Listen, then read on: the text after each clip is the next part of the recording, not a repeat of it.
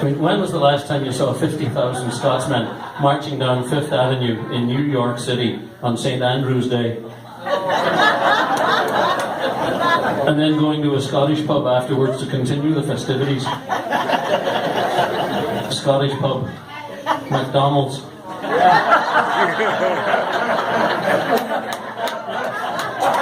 You know that the limbo dance was invented by a Scotsman trying to get into a paid toilet for nothing.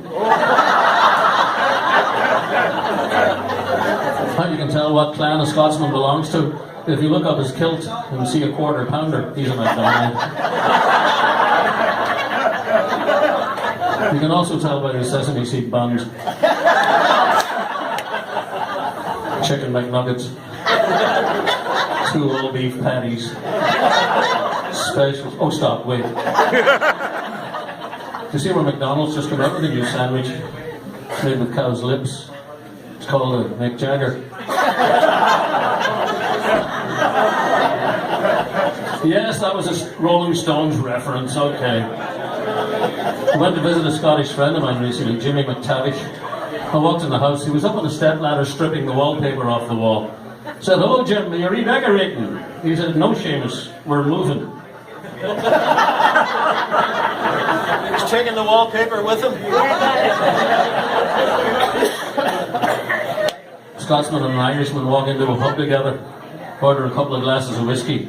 The Irishman said to the Scottish guy, he said, "Look, there's a fly in your whiskey." The Scotsman reached into the glass, grabbed the fly, said, "Spit it out, spit it out."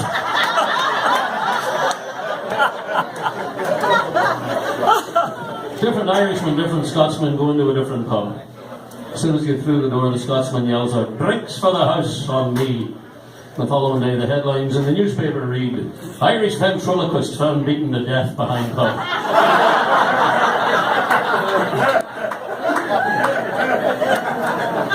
And the Scotsman who got a hip replacement took the bone home for his dog. Okay, shouldn't have used that one. Right, that wasn't a good one. Anyway, the first one I'm going to do for you is normally played on bagpipes. The missing link between music and noise. Come on, everybody knows that. St. Patrick used bagpipes to drive the snakes out of Ireland, and the Scots think they're a musical instrument. It's pest control. I love the story about the young fellows in a pipe band, and they used to go for band practice every Wednesday. They'd learn a few new tunes, and after practice the band all went into the local pub for a couple of pints. So Wednesday came along, went to practice, got a whole bunch of new tunes learned, went into the pub, and he left his pipes on the back seat of his car. He had a couple of pints, came back out, went to the car. Someone had smashed the back window and thrown in 4 more sets of pipes. Now, Scotland the Brave, most of you older gentlemen, like this old fart right here, probably remember this as being the Old Spice for Men commercial from years ago. You'll remember the music. By the way, sir, you look like your head's on upside down. It should be. It's gravity. You know, if we put our heads together, we could make an ass of ourselves.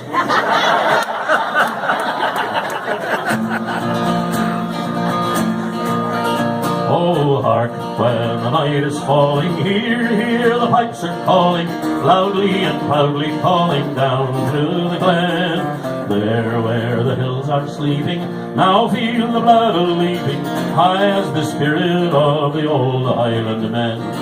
Towering in gallant fame, Scotland my mountain hame, high may your proud standards gloriously wave. Land o' my endeavour, land o' the shining river, land of my heart forever, Scotland the brave. Oh, high in the misty highlands, out by the purple islands, brave are the hearts that beat beneath Scottish skies. Wild are the winds that meet you, staunch are the friends that greet you, kind as the light that shines in fair maidens' eyes. Towering in gallant fame, Scotland my mountain hame, high may your proud standards gloriously wave. Land o' my endeavour, land o' the shining river, land of my heart forever, Scotland the brave. Oh, far off in sunlit desolate places. Sad are the Scottish faces, yearning to feel the kiss of sweet Scottish rain. Where tropic skies are beaming, love sets the heart a-dreaming, dreaming and longing for the homeland again. Towering in gallant fame, Scotland, my mountain hame, high may your proud standards gloriously wave.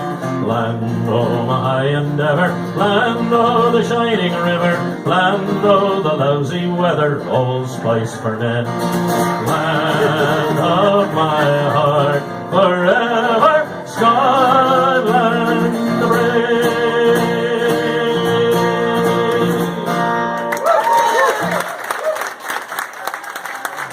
We're also going to be going to the Carrigareed Rope Bridge, and there's lots of sites up there that are featured in the Game of Thrones TV show. So we're going to be going there as well. They'll be heading out west. So if you'd like to join me, we'd love to have you. And I've never lost anybody. I've been doing this for 30 years. Haven't lost anybody yet. God knows there were a few I wanted to lose. If you'd like a flyer, just help yourselves here. One of the things that Americans love to do, especially when we're out in the west of Ireland, they like to get their cameras out and take pictures of the sun going down on Galway Bay, because they've heard the Bing Crosby song. I'll sing it for you. Maybe someday I'll go back again to Ireland, if my dear old wife would only pass away, for she nearly has my heart broke with her nagging. She's got a mouth as big as Galway Bay. See her drinking 16 pints of Pabst Blue Ribbon, still she can walk home without a sway.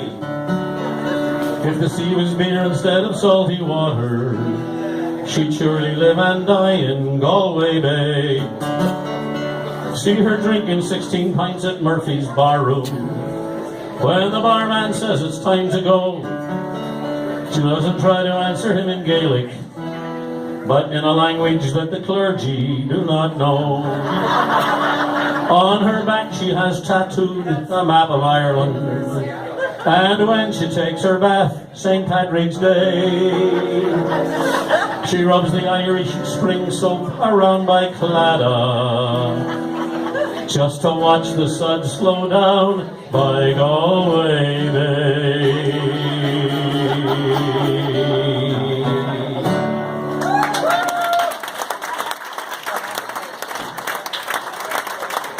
Just gets her right in the old pump, that one, doesn't it? So Murphy had been away from church for a long time. He'd been away from the sacraments, and he decided to go back. So he walked in the church, and the first thing he saw on the wall were the Stations of the Cross. And he figured he would do the Stations. But he'd been away for so long, he'd forgotten how to do them. Started doing them backwards. When the priest came out and says, "Murphy, it's great to see you back in church. It's great to see you doing the Stations, but you're doing them backwards." Murphy said, "Father, I thought something was wrong. He seemed to be getting better." All you Catholics who laughed at that just got yourselves an extra 6 months on your purgatory. All you Protestants, laugh all you want, you're going to hell anyway. We warned you at the Reformation, we said don't do it, but you wouldn't listen. Off you went and followed Henry VIII and the Luther brothers, Martin and Lex.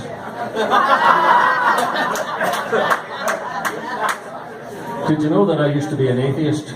I did, but I gave it up. No holidays. Can you imagine an Irish atheist? I'm an atheist, thank God.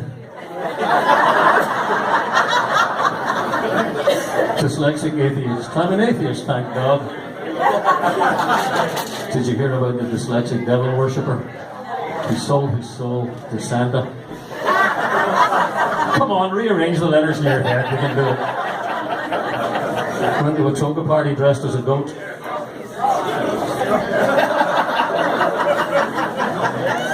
If life hands you melons, you may be dyslexic. Okay, I'm not wasting any more of the good stuff on you, I'm sorry.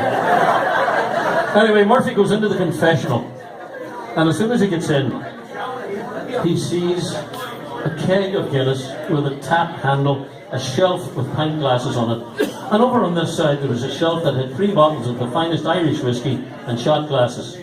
And back here there was a shelf that had a box of Cuban cigars. And Murphy's standing there looking at this, and the priest came in. Murphy says, "Father," he says, "I've been away from confession for a long time. Have to admit though, I love the improvements to the confessional." And the priest said, "Get out, you're on my side."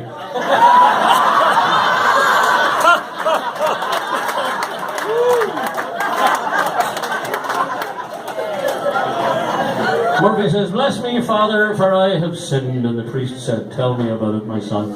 Murphy says, "Well, Father, this week I used terrible profanity and took the Lord's name in vain." And the priest said, "How?"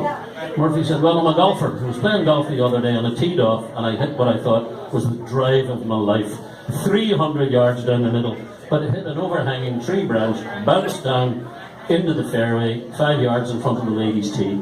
And the priest said, "That's when you used the profanity and took the Lord's name in vain." He said, "Oh no, Father, it wasn't there, because a squirrel ran out of the bushes, picked up the golf ball in his mouth, ran away with it." And the priest said, "That's when you used the profanity and took the Lord's name in vain." He said, "Oh no, Father, it wasn't there, because a hawk swooped down out of the sky, picked the squirrel up and flew away with it."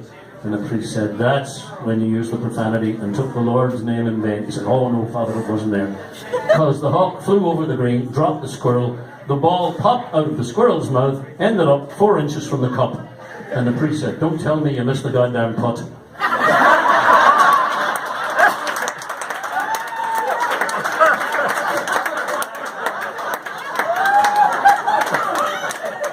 I can pick out all the golfers. Yeah, you're the ones that make that song possible. You know what I think I better do, though, since I just messed around with Galway Bay? I suppose I better sing it correctly for you. If you ever go across the sea to Ireland, and maybe at the closing of your day, you will sit and watch the moon rise over Claddagh and see the sun go down on Galway Bay, just to hear again the ripple of the trout stream, the women in the meadows making hay, and to sit beside a turf fire in a cabin and watch the barefoot gossames at their play. Oh, the breezes blowing o'er the sea from Ireland are perfumed by the heather as they blow, and the women in the uplands digging graves speak a language that the strangers do not know, for the strangers came and tried to teach us their ways.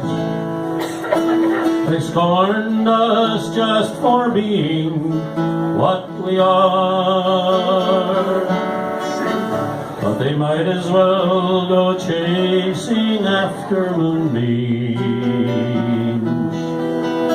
or light a penny candle from a star. And if there's going to be a life hereafter, somehow I'm sure there's going to be, I will ask my God to let me make my heaven in that dear land across the Irish Sea.